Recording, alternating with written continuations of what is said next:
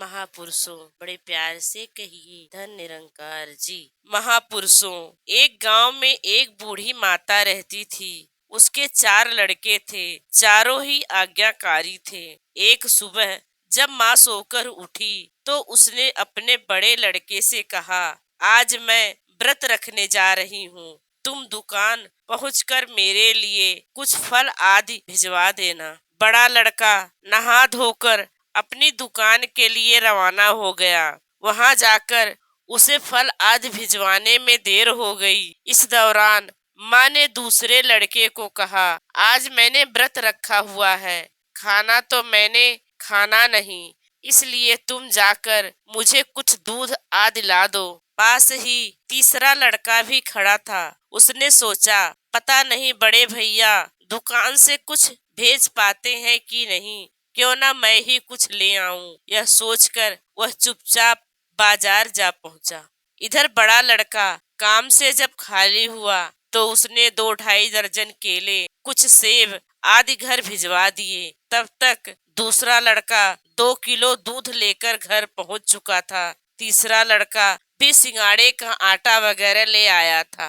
रात को जब सभी इकट्ठे हुए तो बड़े लड़के ने माँ से क्षमा मांगते हुए कहा, काम के कारण मुझे फल भेजने में देरी हो गई थी। खैर कुछ फल बचे होंगे, लाइए एक एक फल हमें भी प्रसाद रूप में दे दीजिए। माँ ने बड़े ही सहज भाव में कहा, वे तो मैंने उसी समय खा लिए थे। बेटा तुम तो जानते ही हो कि आज मेरा व्रत है, इसलिए मैंने रोटी तो खानी ही नहीं थी। इतने में दूसरा लड़का बोल उठा, पर माँ मैं भी तो आपके लिए 2 किलो दूध लाया था। हाँ बेटा, मैंने वह भी पी लिया है, माँ ने उसी सहज भाव से उत्तर दिया। झट से तीसरा लड़का भी बोल उठा, मैं भी आपके लिए सिंगाड़े का आटा लाया था। हाँ बेटा, तूने भी बड़ा अच्छा किया। तू तो जानता ही है कि मैंने आज व्रत रखा है, इसलिए अनाज की रोटी तो मैंने खानी नहीं थी, मैंने सिंगाड़े के आटे की रोटियां बनाकर खा ली थी। छोटा लड़का